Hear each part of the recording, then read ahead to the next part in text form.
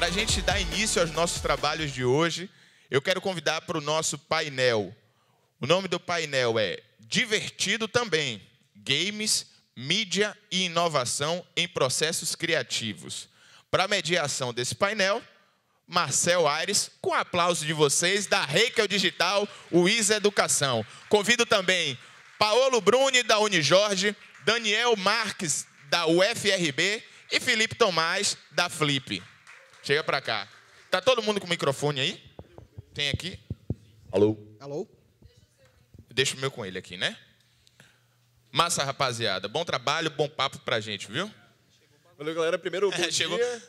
Queria agradecer aí a presença de vocês, né? Tá aqui no sábado, depois de um sextou, é difícil, né? Mas vamos nessa, assim. Acho que essa vai ser, com certeza, a mesa mais animada, né, daqui. Games, quem não gosta de jogo, né? Qualquer tipo de jogo, né? Seja videogame, tabuleiro, enfim, diversos tipos de jogos aí que a gente vai conversar um pouquinho sobre como esse mercado bilionário, né, tem trazido oportunidades, não só no desenvolvimento mesmo da parte de games eletrônicos, que a gente vai falar muito aqui com o pessoal, mas também na mentalidade, né, do jogo, o pensamento de jogo aplicado para desenvolvimento de ideias dentro da academia, dentro das empresas, como uma solução nesse momento de transformações que a gente está vivendo, para pensar em formas, métodos diferentes, que também são divertidos, né, isso que é legal, para resolver problemas, para você ter ideias interessantes, né? Então, acho que hoje o ambiente de trabalho, ele muitas vezes se torna muito tóxico, né, muito difícil de se digerir. E as dinâmicas que envolvem jogos, eles criam, né, esse espaço mais lúdico, mais leve, cooperativo, no qual as pessoas conseguem também resolver problemas. Então, assim, eu estou aqui com meus amigos e a gente vai falar um pouquinho de dois temas. A gente vai falar um pouquinho de como os jogos hoje, o pensamento de jogo, está sendo aplicado tanto no campo acadêmico quanto nas empresas, nas organizações, para trazer novos métodos de aprendizagem, novos métodos de solução de problemas. E vamos falar também de como os games estão aí criando novas fronteiras para o mercado, né? Novas profissões, novas atividades nesse futuro brilhante que a gente tem aí, envolvendo tecnologia, envolvendo também processos lúdicos e criativos. Então, para começar, eu vou fazer uma pergunta aqui para Paolo, né, que é lá da Carranca, da Unijorge. Falar um pouquinho, Paulo, de como é que você lá dentro da Unijorge tem visto os métodos de jogos, né, o pensamento de jogo como uma maneira de trazer os alunos para o pensamento criativo e desenvolvimento de ideias. Bom dia.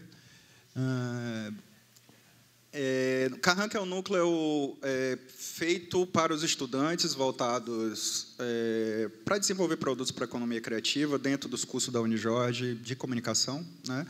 E lá o principal exercício que a gente tem, no sentido de trazer o jogo, é recuperar a diversão, né? A diversão principalmente porque existe um processo dentro da academia de desconstrução, e esse é um processo geral, não só na academia.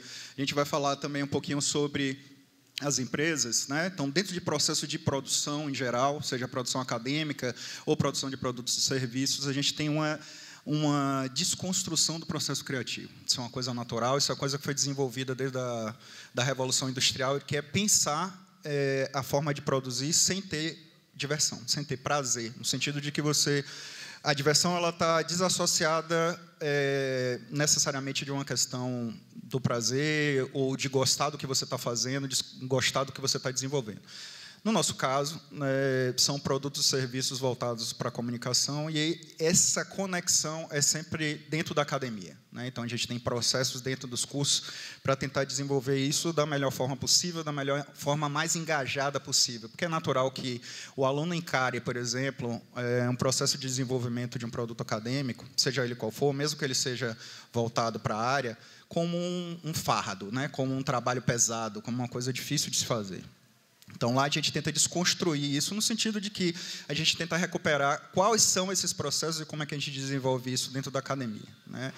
E o principal problema da limitação ou desconstrução da criatividade é a gente tentar fazer com que, dentro do processo, obviamente, acadêmico, de que essas produções sejam restritas somente a uma questão afirmativas, vamos pensar assim, pensamento lógico ou a escrita. Então, a gente começa desconstruindo isso, tentando trazer um aparato mais visual, voltar àquela criatividade que a gente tem na infância, que é tão natural, por exemplo, de pegar um pedaço de papel e sair rascunhando ideias, criando sentido, criando metáforas, tentando organizar o mundo, por exemplo, de uma forma muito mais solta, livre. Não necessariamente sem propósito, né, mas com mais abertura para que você tenha menos julgamento. Então, um grande problema que a gente tem na academia também é essa limitação de fazer o certo, né? Da avaliação enquanto, olha, eu fiz certo, eu fiz errado, o que ser julgado nesse sentido. Então, a gente tenta também desconstruir isso, pensar, por exemplo, métodos onde o aluno está mais livre para propor, para errar, né, para tentar ideias, sem ser julgado durante o processo, né? Então, acho que vou passar a bola um pouquinho para Marcel falar um pouquinho de como é que ele vê isso dentro das empresas, né, que acho que é um processo correlato de pensar essa criatividade, então, mais lúdica, mais aberta, com mais possibilidade de testar processualmente os produtos, os serviços, dialogar mais com esses produtos e serviços de uma maneira mais pontual e mais lúdica. Lá na Hackel, na consultoria, a gente trouxe essa competência, né, do pensamento do jogo, do game thinking, como uma maneira de tentar trazer as organizações, né, e os seus colaboradores para desenvolver não só ideias, mas solucionar problemas de uma maneira que seja menos, não só tóxica, mas menos burocrática. Eu acho que a palavra é essa. O jogo, por si só, ele tem uma característica muito interessante de transportar, vamos dizer assim, né, teletransportar a gente para o que a gente chama do círculo mágico, né, aquele espaço lá de fantasia, né, de uma experiência positiva, e faz com que você tenha um nível de engajamento e atenção que é diferenciado. Vejam vocês aí que têm filhos, ou vocês mesmos, adolescentes ou mais adultos que gostam de jogos, seja de tabuleiro, eletrônicos, como vocês, quando vão jogar, param, prestam atenção, focam, né? Ficam ali realmente ligados, né? E aprendem também, né? O jogo ele também tem, naturalmente, dentro do próprio ato de jogar, intuitivamente uma forma de aprender a fazer algo. Então, quando você vai jogar Mario, por exemplo, né? Mesmo sem você saber nada de Mario, você vai lá, pouquinho, em minutos, você aprende que você tem que pular para matar o bichinho, tem um bichinho que você não pode pular que você morre, você tem que chegar até o fim lá para salvar a princesa, você vai aprendendo no jogar, né? Então, participando de alguns workshops, treinamentos, a gente viu um modelo chamado Game Storming, que é um modelo muito interessante, que a gente tem trabalhado dentro da Hackel, que ele faz com que a gente tenha diversas, são mais de 60 dinâmicas de jogos, envolvendo elementos como o game thinking, né? Envolvendo o design thinking também, é muito visual, ele traz uma carga analógica bem interessante, porque você coloca as pessoas na mesa mesmo para desenhar, para se divertir naquelas dinâmicas, mas com o propósito de resolver um problema. Então, assim, esse método, o Game Storming, que é o método que a gente tem utilizado hoje para algumas consultorias, ele é baseado em 3 fases. Você tem a fase de abertura, desenvolvimento e fechamento, como um jogo, né? Início, meio e fim. Então, você vai ter dinâmicas de jogos baseados para desenvolver uma ideia, ou seja, uma empresa que ainda está numa fase inicial. Poxa, eu quero lançar um aplicativo, mas tá, do quê? Para quê? Né? Para gerar que tipo de efeito e resultado. Então, existem dinâmicas para você desenvolver essa ideia. Tá, mas uma vez que você chegou na ideia, como é que você vai fazer com que ela fique mais robusta, né? Mais concreta? Existem também jogos e dinâmicas para você desenvolver essa ideia.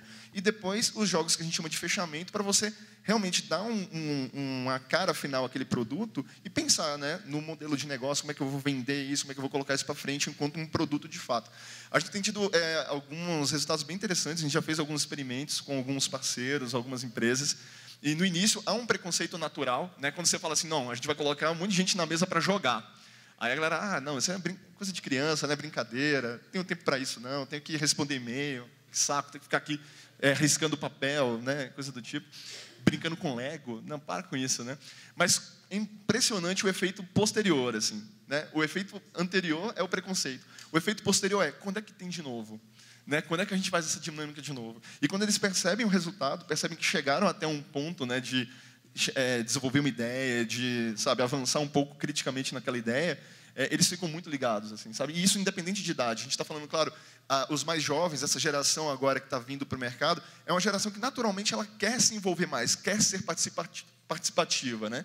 Ela não quer mais aquele modelo clássico burocrático de trabalho. Ela quer um espaço onde ela colabore, interativo e etc. Mas também, mesmo os mais velhos também estão percebendo, né, que você pode desconstruir, como bem falou Paulo, esses métodos clássicos de desenvolvimento de ideia através de jogos e tornar o ambiente leve, divertido, descobrir suas competências, seus diferenciais. Então, a gente tem visto assim como um método ainda experimental, né? Nem todas as empresas ainda estão, de fato, investindo nisso, estão atentas para isso, mas é algo que, nesse momento que a gente está vendo de transformações, vai crescer bastante e a gente, enquanto consultoria, tem se posicionado bastante nisso. Assim.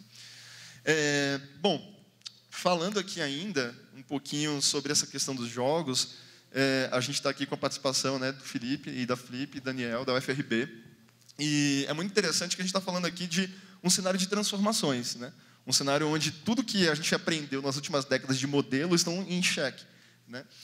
Inclusive a noção de emprego, né, de profissão, do que fazer. E quando você pensa games, você logo de cara pensa na indústria de games eletrônicos, né, os jogos de videogame principalmente, e na parte mesmo de design, desenvolvimento de jogos, né, que é o clássico ali do profissional de games. Mas existem novas profissões também surgindo com esse cenário dos games, né, remodelando o mercado. E um deles é esse fenômeno que são os e-sports, né, os esportes eletrônicos. Então, vou passar para vocês falarem um pouquinho da experiência de vocês, né? Como é que vocês enxergam esse cenário do e-sports, não só no mundo, mas no Brasil, Bahia também, e que oportunidades, né, que caminhos vocês enxergam aí para quem quer trabalhar, né, ser um e-esportista, né, vamos dizer assim. Bom dia, gente. Muito feliz de estar aqui com grandes colegas. Uma coisa que eu acho que é importante assim, da gente comentar do nosso lugar de fala também, né? Todos nós... tá bom agora? Desculpe. Todos nós somos jogadores, né? Somos consumidores disso que a gente está falando também. Acho que é importante comentar que todos nós aqui também somos professores e temos uma entrada na academia de alguma maneira, né? Temos 2 doutores aqui na mesa e 2 doutorandos, doutores em breve, eu espero. E a gente também observa esses fenômenos não só por um viés, né, das experiências práticas, mercadológicas, etc., mas também num caráter reflexivo e filosófico, né? A gente vai tentar equalizar um pouco disso daqui. Esse ponto que Marcel... várias coisas da fala de Marcel e de Paulo são muito interessantes de comentar, porque eu acho que representam mudanças importantes quando a gente fala de esportes, hoje de jogos eletrônicos, né? Eu vou me permitir só lidar com um filósofo especificamente aqui, muito brevemente, que é o Huizinga, que é um dos grandes referências quando a gente estuda jogos e cultura, né? E o Huizinga vai falar que os jogos são talvez uma das primeiras experiências de cultura que a humanidade tem e que os jogos ajudam a gente a entender como a cultura funciona, né? Isso é interessante para a gente pensar, porque se a gente analisa por essa perspectiva, a gente vê que várias alterações e modificações na maneira como o cenário e o mercado dos videogames funciona também nos ajudam a observar e analisar os fenômenos culturais que circulam por esse cenário também, né? O fenômeno do esportes é um pouco disso, assim. Essa coisa que os colegas comentaram de essa separação entre o trabalho é sério e o videogame é brincadeira. O trabalho é sério e a diversão fica fora do trabalho. É uma construção social, né? É uma construção social e que hoje a gente vê que a coisa está se modificando.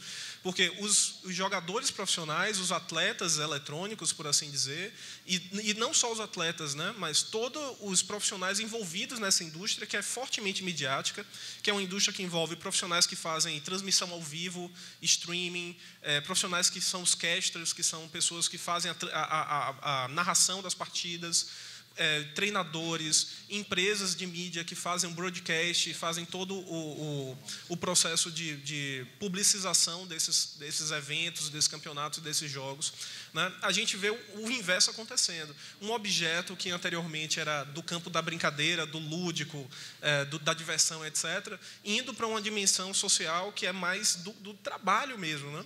Então, existem atletas eletrônicos, jogadores profissionais de videogame hoje que se aposentam muito mais cedo do que nós, né? Porque constroem carreira desde a adolescência, chegam no pico da carreira muito cedo e se aposentam e vão ocupar outros espaços na indústria, como treinadores, como casters, como comentaristas. E isso produz repercussões que a gente acha, poxa, é uma coisa específica, isolada, né? Não é todo mundo que consome isso, é muito específico. Só que a gente começa a ver que esse fenômeno dos esportes, como ele ganha escopo tanto social quanto financeiro também, né?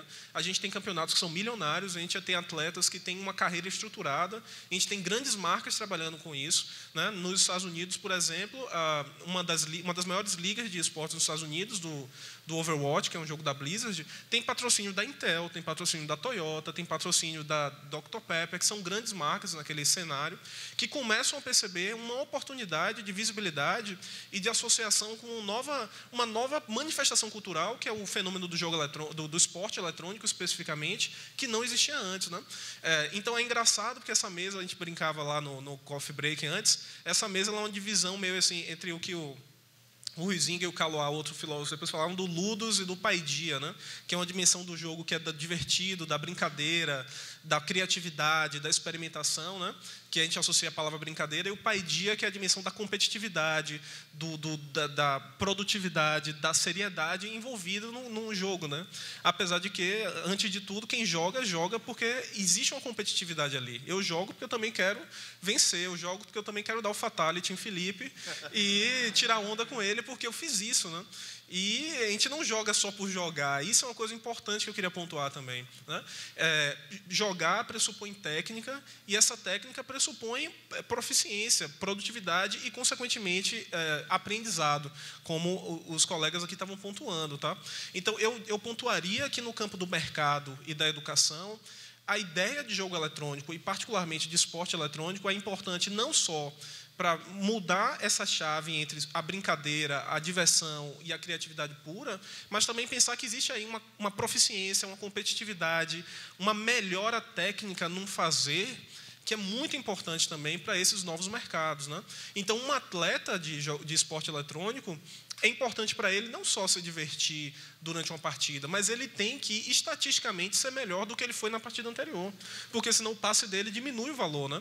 E isso aí borra um pouco essa fronteira entre o que é a diversão e o que é o trabalho pesado, manual, braçal, de você se tornar um melhor jogador, um melhor profissional, alguém mais mediatizado, inclusive, porque eles precisam ter uma visibilidade midiática a ponto de conseguir patrocínio, de conseguir um contrato com um time melhor do que o outro. E a gente começa a ver experimentos como esse no Brasil e na Bahia também, né? O Vitória, o Esporte Clube Vitória, tem hoje uma divisão de esportes eletrônicos, mais voltada especificamente para jogos de futebol, que participam de ligas de FIFA, etc. Existem outros clubes mais independentes, associações mais independentes que participam de outras ligas, particularmente League of Legends e Dota 2, que são esportes eletrônicos mais encorpados, né?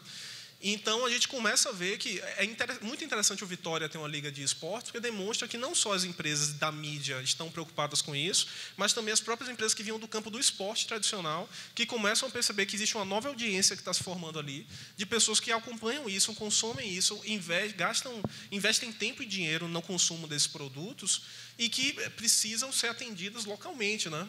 É importante para mim ter um time, de uma perspectiva identitária, é importante para mim ter um time local que eu possa torcer. Eu não quero torcer só sobre o time de Nova York, etc. Então, poder torcer para o Vitória, enfim, não entrando nessa seara de Bahia-Vitória aqui, mas poder torcer para um time local reforça, inclusive, minha identidade enquanto baiano e soteropolitano, né? Então, é um mercado muito, muito crescente, é um mercado de uma diversificação da atividade laboral muito grande, né? Existem várias formas de você se inserir nessa indústria, e é um mercado que vai depois alterar a maneira como isso que Paulo e Marcel estavam falando, né? Altera, inclusive, a própria ideia que a gente tem sobre o que é um videogame. A ideia de uma competitividade extrema altera a forma como a gente entende, antes de mais nada, o que era um jogo eletrônico, né? E aí, eu vou passar para Felipe, para não me prolongar muito, que eu acho que ele pode comentar um pouco mais sobre essa dimensão do lugar do jogador nessa perspectiva dos esportes eletrônicos também. Bom dia a todas e todos.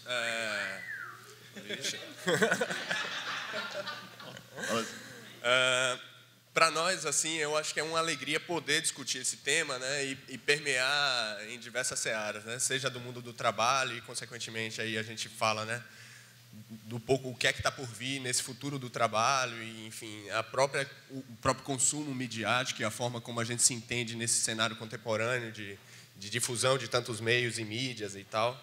Eu acho que a fala de Marcel e Paulo enfatizaram uma coisa muito importante que diz respeito a essa liberdade do errar, né? Essa abertura ao experimentalismo, ao tudo bem se não deu certo agora, o princípio de design clássico de fail fast, learn fast, né?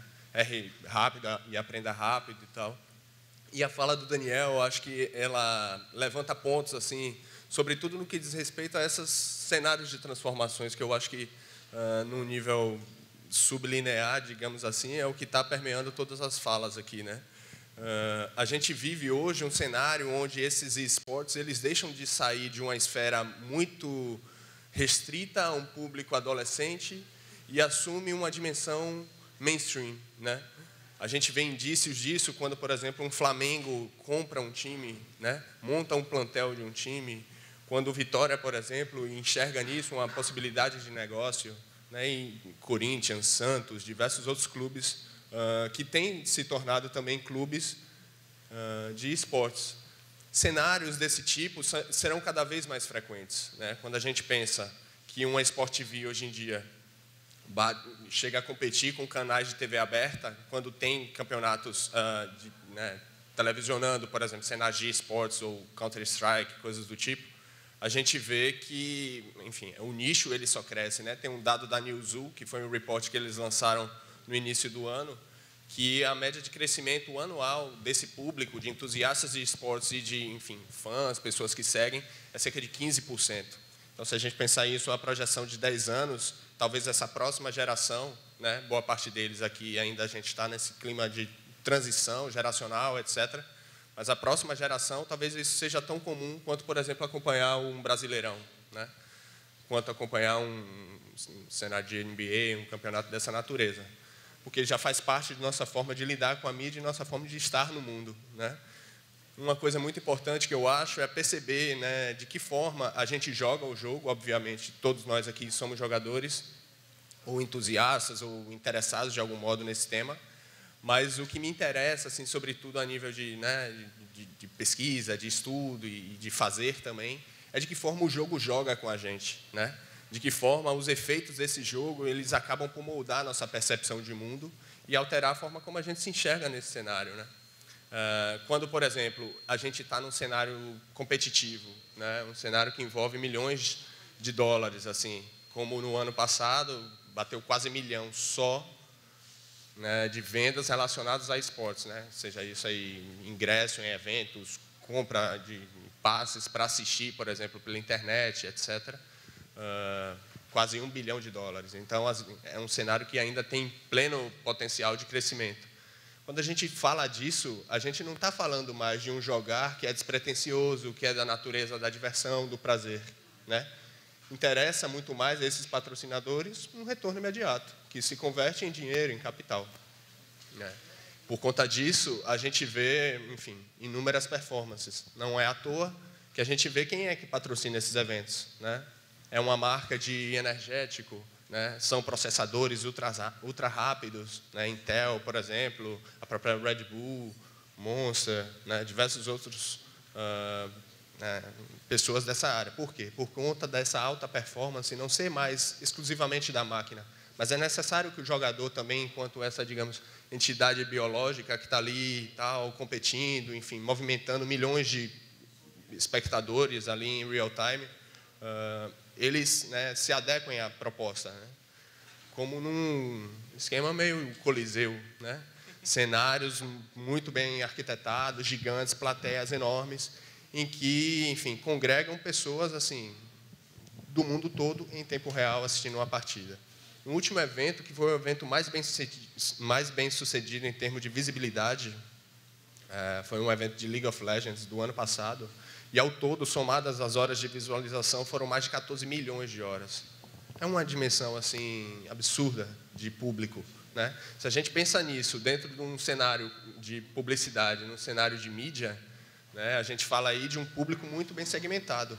A gente tem a precisão de quem é que está assistindo, a faixa etária das pessoas que estão ali naquele momento, o que é que elas gostam de consumir. Então, para um nicho de mercado que está, né, querendo, enfim, imprimir marca, criar um conteúdo de marca, um branded content específico, você tem ali um cenário muito bem recortado, né, em um ambiente que é cada vez mais nichado e precisa ser cada vez mais nichado para ser efetivo, para ser relevante. Essa é a briga das marcas, afinal de contas. É um vasto cenário que a gente tem ainda a percorrer. Eu acho que a forma como esse jogo ele altera a nossa percepção justifica, por exemplo, um evento como esse, né?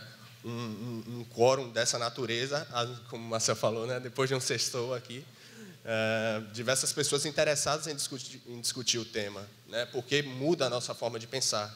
Todos nós temos, né, pessoas conhecidas, filhos, primos mais novos, etc., amigos que têm né, em seu linguajar fortes traços dessa cultura, né? Então você vê, por exemplo, termos surgindo, né, e se tornando cada vez mais comuns entre essas pessoas. Streamer, o que é isso, afinal de contas? Não, streamer é o cara que senta ali e vai transmitir suas partidas em tempo real para uma base de usuários ali, enfim, que é cativa dele, é fã do cara, né? Um próprio esquema de fanbase, assim, muito interessante.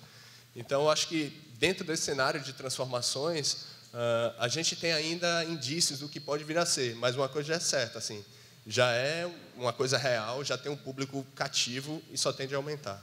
Aí, posso puxar o gancho?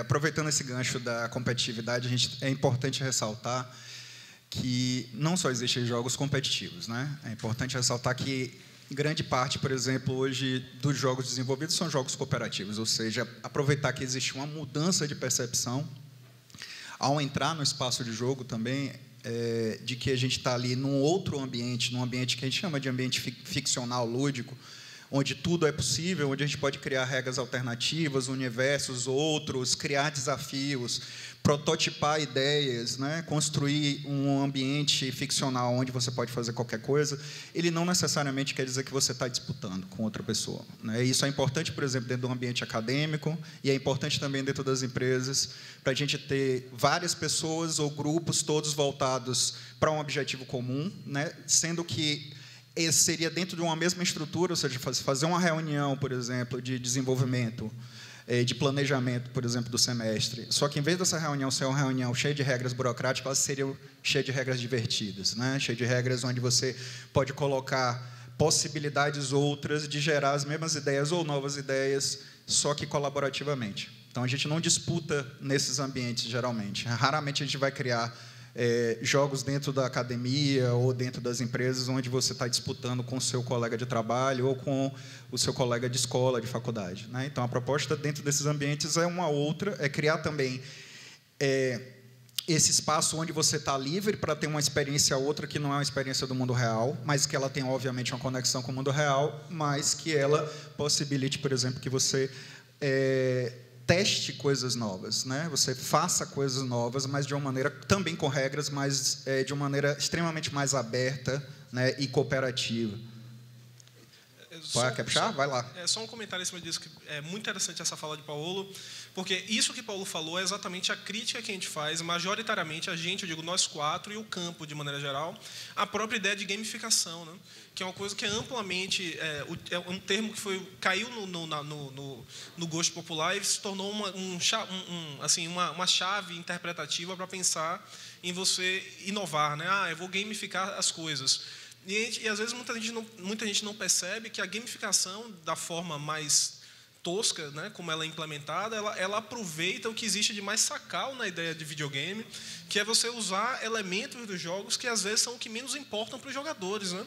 Quando a gente está jogando, a gente está muito mais interessado nessa experiência de negociação com a regra, de você superar aquilo, de você ter uma experiência imersiva interessante, do que necessariamente você ficar contando os pontinhos ou olhando no seu leaderboard onde é que você está, ou você ganhar a estrelinha no final do coisa, né? Então, muitas vezes as pessoas não percebem que, no caso a aplicação da ideia de jogo, ela não pressupõe esse elemento do jogo, que é o elemento que muitos jogadores dispensam, porque não faz parte. Isso que Paulo fala, a gente troca regras burocráticas por regras divertidas. Um jogo nada mais é do que um sistema de regras que você tem, com o qual você negocia, né? Então, numa partida de boxe, o exemplo do Salem Zimmer é maior. Na partida de boxe, você não pode chegar no ringue de boxe, pegar um taco de beisebol e bater no coleguinha. Porque a partida de boxe pressupõe que existe um esporte regras, existem restrições ao que você pode fazer, e o que é interessante é como o boxeador consegue brincar e ser subversivo com base naquelas restrições que ele tem, né? Então, eu sei que eu só posso dar soco, eu não posso dar chute. Então, de que maneira eu vou fazer isso de forma diferente com que os boxeadores que vieram antes de mim? E é isso que vai... E, inclusive, quando aparece o gênio é o cara que consegue tensionar as regras de determinado ponto, que às vezes muda a própria estrutura do esporte. Às vezes você tem que mudar a estrutura do esporte porque tem um cara que aquela regra não atende mais ao cara. É a mesma coisa o videogame, né? O videogame, às vezes, hoje, esses jogos que são mais competitivos, que online, então você tem essa possibilidade de atualizar o jogo constantemente. As mudanças são nisso. Pode ter um cara aqui que no Counter-Strike ou no FIFA que é muito bom a ponto de que ele quebrou o jogo. Ele quebrou o jogo. Então a gente tem que transicionar as regras, afetar as regras de maneira a fazer com que aquilo consiga ser justo para os outros jogadores também, né? Então, é interessante pensar que isso aqui a experiência de jogo, se eu pudesse ser reducionista, ela está mais centrada nessa experimentação e nessa negociação com as regras do que ganhar pontinho, ganhar estrelinha, ganhar coisinha no final das contas, né? Eu tenho um gancho interessante para falar aqui, que assim, são temas, né, que parecem distantes, mas estão unidos na linha de ser fenômenos dentro do pensamento do jogo, né? Tanto os jogos aplicados na educação, dentro das empresas, os novos mercados que os jogos estão abrindo, estão ali todos unidos dentro de uma lógica de que o game está transformando, né, as sociedades e culturas, né, trazendo novos elementos aí para você desenvolver uma ideia dentro da faculdade, resolver um problema dentro da empresa, ter um novo tipo de esporte, né? E o que é interessante assim dos dois lados é que com campos que vêm assim de uma percepção naturalmente burocrática, né, como o espaço de trabalho e a universidade, estão trazendo os jogos para quebrar, vamos dizer assim, essa burocracia, né, esse ambiente tóxico, né, ali chato, né, trazendo a ludicidade, a diversão do jogo. E como, por exemplo, no lado de cá, né, você vê, por exemplo, algo que era antes de um fenômeno de uma brincadeira entre amigos, né, puro entretenimento, virando de fato algo sério, né, um esporte que movimenta bilhões, como você colocou, tendo ali toda uma movimentação da indústria no entorno, né, não só de quem joga, mas de empresas que patrocinam esses times, a publicidade no entorno, enfim, produtos, né, que são criados a partir daí. Então, você vê como a ideia do jogo hoje ele transcende, né, apenas um objeto no qual você reúne pessoas para se entreter. Você pode pegar esses elementos, e aí vem a ideia do pensamento de jogo, pegar esses elementos do jogo, como a competição, a cooperação, enfim, a superação de pontuações, limites, as regras, o aprendizado de regras, e aplicando em diversos espaços, né, da sociedade, seja na comunicação, seja nos processos criativos, seja no mercado, por exemplo, de esportes, etc. E acessível também, né? Quer falar? Vai lá. Só uma coisa dentro disso, né? Eu acho que é bem sintomático assim, essa fala do Marcel, e dentro dessa transformação, insistindo ainda um pouco nisso, que a gente vê hoje como, né, um forte traço, um aumento de, né, instituições voltadas ao jogo eletrônico, né? Assim, seja ao fazer, seja ao pesquisar, ao pensar sobre, né? Hoje em dia, enfim, o campo tanto acadêmico quanto laboral da coisa, né, de produção de jogos eletrônicos a nível estadual e a nível nacional, tem crescido ano a ano, né? Me faz pensar muito num acesso, uma democratização aos meios de produção, né? A partir do momento que você tem mais informação circulando, que você tem, enfim, capacidade técnica e, digamos assim, ferramental de produção, obviamente essas pessoas vão se organizar e vão criar coisas nesse sentido, né? Aqui na Bahia, por exemplo, existe o Bind, que é um coletivo de desenvolvedores independentes, né?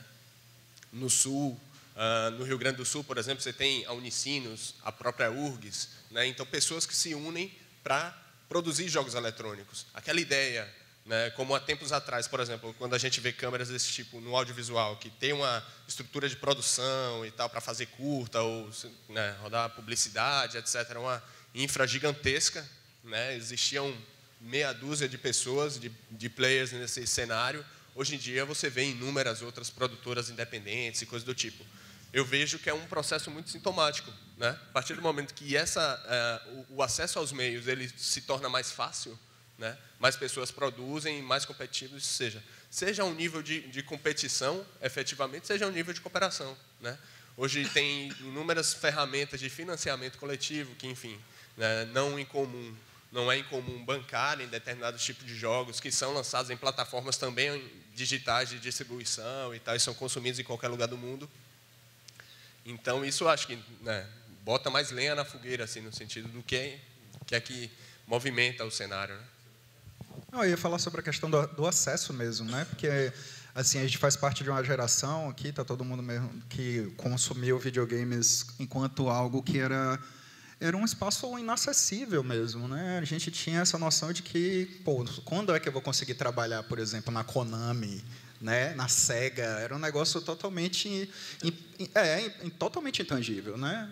No digital, falo também, né? Porque grande parte do que a gente desenvolve e que a gente trabalha também são jogos analógicos, né? Hoje a gente tem uma ampliação do mercado analógico, principalmente jogo de tabuleiro, que é impressionante. As pessoas não só estão jogando digitalmente, mas elas estão voltando a esse espaço social, né? Um espaço onde a gente quer se relacionar de outra forma e brincar com ter essa experiência de jogar com essas regras, mas não mais individualmente, né, como nessa relação. Não que o jogo digital seja individual, a gente sabe que muitos jogos são compartilhados online, mas as pessoas querem ter a experiência presencial do jogo, né? Então, a gente tem modelos de negócio relacionados a jogos analógicos, você tem todo esse aparato que a gente está falando aqui do Game Storm, dessas técnicas serem utilizadas em empresas ou na academia, elas são necessariamente analógicas, né? São jogos acessíveis, extremamente acessíveis, são técnicas que são possíveis para qualquer um, né? Não é uma coisa do outro mundo, não precisa programar, não precisa nada, só precisa ter disposição para fazer, se organizar em grupos e desenvolver isso na sua escola, na sua empresa, né? São técnicas acessíveis. O que eu acho interessante, assim, quando a gente vai pegar a ideia do jogo, é como, voltando à ideia do aprendizado, né? Como ele pode, de uma maneira muito fluida, intuitiva, trazer algum nível de aprendizado. Eu vi, por exemplo, algumas empresas que estão utilizando para processo de seleção agora o conceito lá do escape room, né? Você coloca lá o grupo de pessoas que você quer contratar, por exemplo, dentro de um quarto fechado, onde você tem um enigma a ser resolvido, eles estão sendo observados, existem psicólogos ali observando comportamentos, observando um pouco ali da característica de cada um. Claro que não é o suficiente para uma seleção, você precisa ainda dos métodos tradicionais, mas é um método ali adicional para você entender um pouco de perfil. Poxa, aquele cara ali é um líder, ó. Olha como ele chegou ali, juntou todo mundo, já meio que criou ali uma estrutura para todo mundo seguir ordens, assim, seguir comandos, né? Eu já tenho outro que é mais criativo, deu ideias, falou, olha, vamos ver ali, por que a gente não vê aqui? Sabe, já tem um outro que assim é o cara que segue mesmo, ó, faz aí, ele vai lá e faz, sabe? Então assim, é muito interessante como esse jogo, os jogos, né, eles vão emergindo essas características de cooperação, de pensamento estratégico, de administração de recursos e de uma maneira divertida. Isso que é o mais legal. Assim, você aprende, como você tem que pensar a longo prazo e administrar seus recursos de uma maneira inteligente, se divertindo, né? Sem necessariamente ter que ficar ali numa planilha de números, né? Do tipo assim, com aqueles prazos absurdos e de maneira coletiva também. Uma coisa que, enfim, puxando a falar de Marcelo que é interessante, fazendo o link com o caso dos esportes eletrônicos e com jogos eletrônicos de maneira geral, é porque hoje a gente vê que essas competências elas estão nos jogos e elas são amplificadas porque muitos desses jogos eles já nascem mediatizados. O que isso quer dizer? Muitas empresas hoje, tanto independentes quanto em grandes produtoras e desenvolvedores de jogos eletrônicos, já produzem novos jogos pensando que eles vão entrar num ambiente mediatizado pesadíssimo, ou seja, pensando que o cara vai querer fazer transmissão ao vivo no Twitch, que foi quem começou tudo isso, né? Que o cara vai querer fazer speedrun, que a gente chama, que é a coisa de você terminar o jogo o mais rápido possível, e as pessoas ficam competindo e tem eventos disso. Então, muitas vezes essas coisas já estão imputadas dentro do próprio sistema do jogo, né? Por que as empresas fazem isso? As empresas fazem isso porque elas querem mediatizar essas competências do jogador. Então, eu quero fazer com que o jogador entre num sistema comunitário de outros jogadores para mostrar que ele é o que consegue terminar mais rápido, que é o que ele tem a competência melhor de organização dos recursos do jogo, que ele consegue ali, enquanto ele está jogando, também se engajar com a audiência dele e ser um cara engraçado, e isso vai gerar um rendimento para ele também.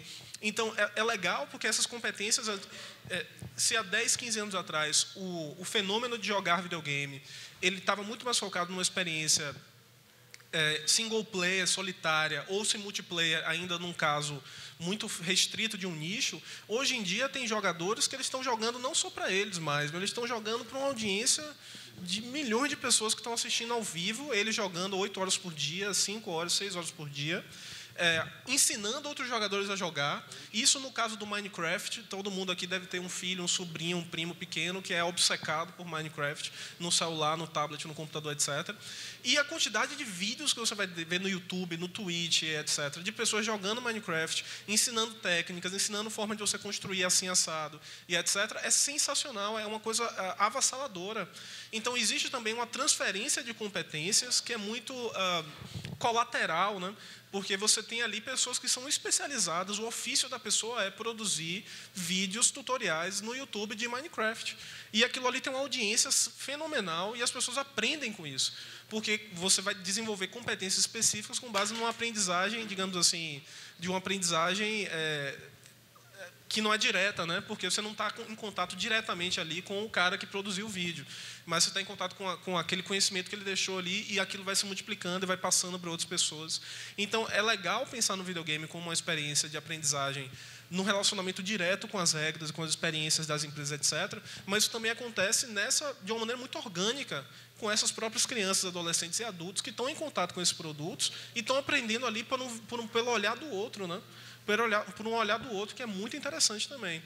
Fazer só um parêntese de que, quando a gente fala de jogo, né, a gente, novamente, associa muito fortemente ao videogame e parece que é uma coisa muito contemporânea, quando, na realidade, é algo milenar, né, cara? Você pensa em jogo, você vai em museus, assim, na Europa, você vê, tipo, a galera que tinha tabuleiros e jogos, tipo, na Idade Média e na Antiguidade já existiam jogos. E com propósitos de entretenimento, né? Claro que é um dos propósitos de um jogo, é você se divertir, né? Você ter uma experiência ali positiva, mas também com fins específicos de resolver, né, algum tipo de problema, superar algum tipo de limitação. Não à toa, por exemplo, a área bélica usou muito, né, do tipo das estratégias de jogos para pensar em táticas de guerra, assim como também agora as empresas estão, principalmente nos últimos, sei lá, 30, 40 anos para cá, estão bem atentas a esses modelos. Mas, assim, no final das contas, é a gente entender, como eu falei, tentar transcender o jogo para além do jogo, né? O jogo como um fenômeno que ele pode virar quase um DNA que vai se misturando com outras atividades. Vai se misturando com o esporte, vai se misturando com a academia e o aprendizado, vai se misturando com o desenvolvimento de ideias e criação dentro das empresas, né? Esse DNA do jogo como trazendo esses elementos, né, da cooperação, da competição, de você ter ali uma meta, um objetivo a ser cumprido, de você ter uma regra e aprender uma regra. Não à toa, por exemplo, dentro das empresas, os métodos de jogos, né, e as aplicações de jogos são muito utilizados para você, às vezes, ali introjetar um conceito, né, introduzir um conceito dentro da equipe. Olha, eu preciso que a equipe saiba, vamos dizer assim, conversar melhor entre eles para estabelecer uma meta. Porque a equipe se fala pouco, porque são núcleos ali da empresa que se falam um pouco no dia a dia, e ali naquele momento, naquela dinâmica de 1 hora, de 1h30, eles vão ser, assim, em tese, eles são obrigados, porque eles têm o objetivo do jogo a cumprir. Então, eles são obrigados ali, mas de uma maneira divertida, a se falar e a resolver aquele problema. Não sei se vocês já tiveram a oportunidade de ver gente jogando Serious Play, né, o Lego Serious Play. Eu vi uma vez algumas pessoas praticando e dei muita risada, porque no início, novamente vem a questão do preconceito, né? Eles olham lá as pecinhas do Lego e falam assim, putz, que porcaria é essa, né? Isso não serve para nada, enfim, é brincadeira, isso é coisa de criança. Aí começa, né, a dinâmica lá, primeiro de você ter o problema a ser resolvido, você monta ali o seu modelo e depois você é obrigado a narrar. E aí é outro ponto interessante do jogo, que é a história. E aí, nesse processo de narrativa, né, e ali eles vão desenvolvendo aquelas ideias, depois outros participantes começam a falar, olha, mas o seu modelo pode melhorar dessa forma. Ou então, você está vendo que você deixou de pensar nisso daqui para resolver seu problema? E aí eles começam naturalmente, de maneira totalmente intuitiva, a chegar até o ponto que foi estabelecido, sem necessariamente ter as dinâmicas clássicas, né, e burocráticas de resolução de problema. Gente, para fazer assim, um fechamento aqui da mesa, que acho que esse papo, se deixar, vai, né? Ele é muito bom. Eu queria que assim, cada um falasse um pouquinho de para quem assim, tem interesse nessa área de games, que orientações vocês dão de o que eles podem buscar, sabe? Áreas que eles podem, competências que eles podem procurar. Para quem, por exemplo, no caso que a gente vai falar, né, quer da academia, das empresas, como é que eles podem trazer essas dinâmicas para dentro também dos seus negócios ou para dentro do ensino. E falar um pouquinho mesmo aí de caminhos, o que vocês enxergam aí, de um modo geral, do pensamento de jogo e da indústria de jogo para os próximos anos, tá bom? Vou começar por Felipe e a gente vem. Maravilha. Eu acho que a gente ainda vai ver bastante coisa. A Marcel tocou num ponto que eu acho interessante, que é como se fosse o game introjetado no DNA nosso, né? E é curioso a gente pensar isso num cenário onde, por exemplo, atualmente o mobile game, né, o fato de você jogar em um dispositivo móvel, um celular, um tablet, etc., hoje em dia é quem lidera, né, o mercado. Então, enquanto isso daqui ainda for uma coisa externa ao nosso próprio corpo, né, isso daqui está fadado a acabar um dia, né, de algum modo, talvez introjetado em nosso próprio corpo orgânico e tal, e nos tornaremos todos, de certo modo, talvez ciborgues e tal. Mas eu acho que os caminhos que a gente tem de, né, repercussões em torno do jogo em si, cada vez mais vão fazer parte da nossa forma de estar no mundo, né? Seja através da atividade do trabalho, seja através das práticas cotidianas no dia a dia, de, por exemplo, né, pedir um carro e avaliar uma pessoa, essa aplicação mais, digamos, tosca da gamificação, mas, né, a partir do momento que isso se torna uma coisa social mais ampla, como, por exemplo, já tem acontecido na China, né, esse capital social e tal. Então, eu acho que essa lógica do game, como o próprio Huizinga, que foi aqui evocado, ele propõe, ele tem uma fala que é muito interessante, que ele fala que o jogo precede, inclusive, a própria existência do homem, né? E ousa nos chamar de homo ludens, ou seja, antes de nós sermos sapiens, de pensamento, etc., nós já jogávamos, né? Se a gente observar a natureza, o comportamento dos animais e tal, tem uma mecânica, uma estrutura de jogo própria ali a cada uma delas. Então, eu acho que cada vez mais o que vale é, para quem tem interesse no assunto, inclusive interesse assim ativo de querer trabalhar com isso, etc., é, em primeiro lugar, identificar o que é que disso, né, eu tenho interesse em fazer. Sei lá, tenho mais habilidade com roteiro, sou um bom ilustrador, sound designer, etc.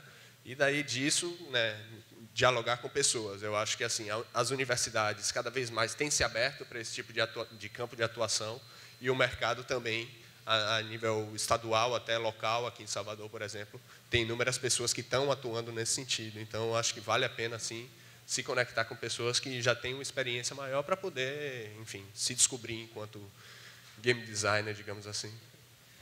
Eu vou falar muito brevemente e focado nesse mercado, né, que a gente está discutindo sobre o esportes eletrônicos e desenvolvimento. Existe uma gíria que a gente usa no campo dos videogames, muito focado no competitivo, e eu acho que se aplica nesse caso, que é get good. É isso. Você quer trabalhar com esporte, você quer ser um atleta, você quer ser um comentarista, um locutor, etc. Get good. Seja bom, se torne um bom jogador. E, para isso, é importante comentar que é trabalho efetivamente. Então, o jogo tem a dimensão lúdica, aprendizado, criatividade, etc., mas também tem a dimensão do trabalho, né? Eu estudo o cenário competitivo de um jogo específico, Hearthstone, um jogo de cartas digital, e a gente vê que os envolvidos na indústria desse jogo, no cenário competitivo desse jogo, tanto os jogadores quanto os comentaristas, os treinadores, etc., eles passam muito mais tempo estudando o jogo, em fóruns, discutindo uma carta, discutindo balanceamento, discutindo estratégias, etc., calculando na planilha do Excel qual é a melhor jogada e coisas dessa natureza, do que efetivamente jogando no sentido de se entreter, do entretenimento. Porque o que é que eles querem? Eles querem é o get good. Você tem que ser bom para você conseguir dominar tecnicamente aquele jogo, a ponto de você conseguir se inserir no mercado competitivo e ter um destaque no campeonato e coisas dessa natureza. E eu diria, no caso do desenvolvimento, algo semelhante, porque aqui, né, no caso no nosso cenário nacional, a gente tem muitos desenvolvedores que são independentes, ou seja, pequenos estúdios, pequenas empresas, que já perceberam que a gente não depende da limitação tecnológica para produzir grandes jogos, né? Então, existem grandes jogos que estão sendo produzidos hoje, mundialmente, particularmente no Brasil, altamente aclamados pela crítica especializada, que não são jogos com grande gráfico tridimensional, lindo, maravilhoso, com a trilha sonora orquestral produzida pela Orquestra Sinfônica de Berlim. Você não precisa disso. O que você precisa é de algo que seja disruptivo, para usar a palavra da moda. Você precisa de algo que seja disruptivo, de algo que tenha uma mecânica de jogo interessante e que engaje o jogador de alguma maneira, porque é isso que vai produzir a imersão e o engajamento. Não é o grande gráfico cinematográfico e do nível da Pixar que vai definir o que é um bom jogo. O que é um bom jogo é uma forma interessante de você interagir com regras. E isso a gente consegue fazer com papel e caneta. A gente não precisa ter um mega computador para fazer isso. Então, para quem tem interesse em trabalhar com desenvolvimento de games, tem que jogar, tem que estudar e tem que estar em contato com esses produtos contemporâneos. Da mesma maneira como um cineasta tem que estar assistindo o que o cineasta independente do interior do Irã está fazendo, e não necessariamente Avengers, né? Então, essa é a dica que eu deixaria. Sem preconceito com Avengers, né? Não, claro. Tá, e aí, para puxar para a academia, né? Vou puxar para a academia. Para os espaços educacionais, na verdade, não só a academia, né? Eu acho que o jogo contemporâneo, na verdade, essa abertura que a gente fala, né, que é uma recuperação, na verdade, dessa estrutura que a gente tem lúdica que sempre existiu, né, que a gente nunca fugiu do jogo. O jogo está sempre nas nossas vidas, está na nossa cultura, está na nossa forma de se relacionar, por exemplo, com a arte, com a cultura em geral. Isso dentro dos espaços tanto empresariais quanto acadêmicos, na verdade, ele serve como um motor, para usar uma palavra típica ou uma mecânica, né, típica do espaço de jogo mesmo, do game design. Ele serve como um motor para a gente libertar algumas características mais algumas virtudes, vamos dizer assim, do ser humano, né? Como a imaginação, a criatividade, o potencial de inovar. Então, o jogo funciona dentro desses espaços para, primeiro, quebrar com essas rotinas que são rotinas burocráticas, chatas, né? Colocar as pessoas em outras estruturas de produção que sejam muito mais focadas, que a pessoa se perca ali mesmo, no sentido de que você não vê o tempo passar, você entra num espaço de produtividade cooperativa, seja para desenvolver alguns pontos de reunião dentro de uma empresa, ou para escrever um artigo dentro da academia, ou para fazer um produto acadêmico qualquer, e você não sente o tempo passar, você se diverte, você necessariamente quebra com as disciplinas, né? Você quebra com a estrutura de departamento dentro das empresas, e você quebra, por exemplo, com as estruturas disciplinares dentro da própria academia.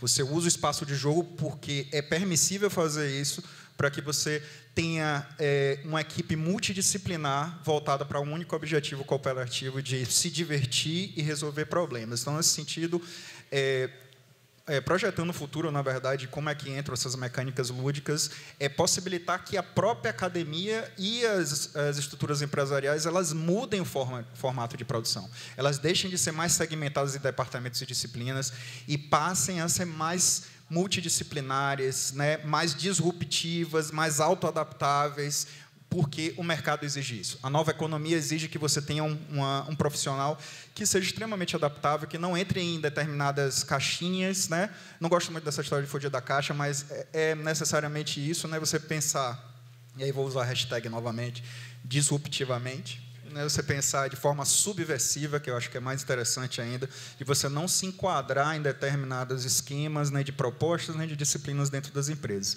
Ser subversivo, subverter a sua vida, né?